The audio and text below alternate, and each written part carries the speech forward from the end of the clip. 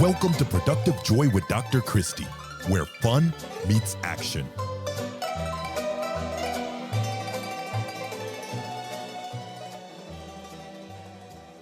Hi, friends. Welcome to Productive Joy. Today is a great day to have a great day, and I have genuinely enjoyed the last few months of 2025.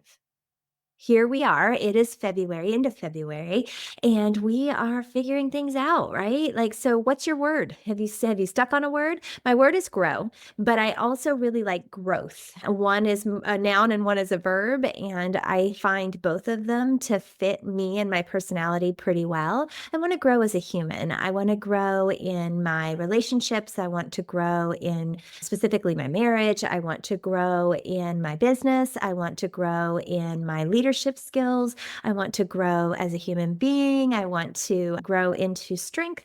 I just want to grow. So, what's your word? I know it's been a couple months. Maybe you forgot. Maybe you need to set a new one. Maybe you need to start over. I don't know. But I do know that when we have a very clear target, it's a whole lot easier to hit. And sometimes we forget to set a target at all, and we're just kind of wandering around aimlessly, wondering why things aren't working. Well, I'm here today to tell you that it can work if you have a very clear plan, right?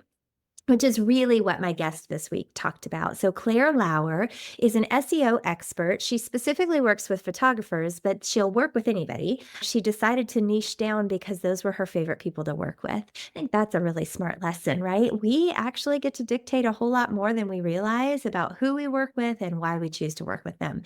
So, that's the first lesson that she taught us. But the other things that I thought were really important about Claire is that she has figured out how to do more with less. She's doubled her revenue in and only works 3 days a week now instead of 5 or 6 or 7. She didn't have boundaries before she had her first child. She didn't really set any sort of expectation. She just said yes to everything, and she realized that that was not sustainable. How many of us are doing exactly that, where we are putting ourselves out there for everything? We are spreading ourselves too thin. We are not saying no, and that is resulting in a whole lot of unnecessary angst, a whole lot of exhaustion, a whole lot of frustration. And for what? We're not accomplishing anything by being so frustrated or working so hard.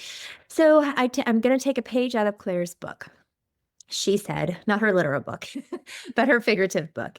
She said that you really have to be thoughtful about what am I trying to accomplish? And then what's going to get me closer to that target? What do I need to do today to get closer to that thing over here? Something else that I thought was fascinating about Claire is that she recognized that she's not in this journey alone. If you're an entrepreneur out there who's trying to launch a business and it's a business of one right now, I know that feeling. That's a lonely one. But what she said is you still have to ask for help. So whether that help is somebody cleaning your house or somebody who grocery shops for you or somebody who babysits your kids for a couple hours, whatever it is, you aren't in this alone. You are actually in need of a village because we're not all designed to be great at everything. So we need to focus our attention on the things we're great at and let somebody else handle the other stuff. I'm not great at this. I am actually learning this. This is an area of growth for me since we're talking about my word for 2025. I need to learn how to say, okay, these are the things that I'm good at. This is in my wheelhouse. This is what I'm going to do. And I'm going to have you do this, this, and this for me, and then let it go, right? I don't have any problem delegating and I don't have any problem letting go. My problem is more asking for help because I don't want to put somebody else out or thinking that I don't deserve to have that assistance in that space, whatever that space is. Well, that is just dumb. Why? Why am I doing that? Well, I'm going to guess that you probably do something similar where you're thinking, oh gosh, I need to handle all of this. And what will it look like if I give somebody else this responsibility? You know what it'll look like? Like you are a very smart person who knows yourself well. So stop worrying about what everybody else thinks and start focusing on the things that you need and how you can get those things done, whatever they might be. What I appreciated also about Claire was just her transparency, her honesty. She said, I didn't want to be working all the time. I wanted to take care of my sweet family. She has young littles.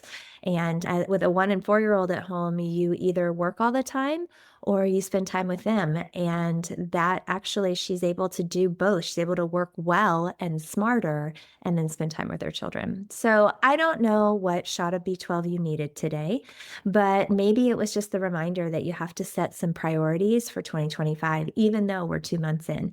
Or maybe it's that you need to focus on the right things once you've set those priorities, and I'm here to help.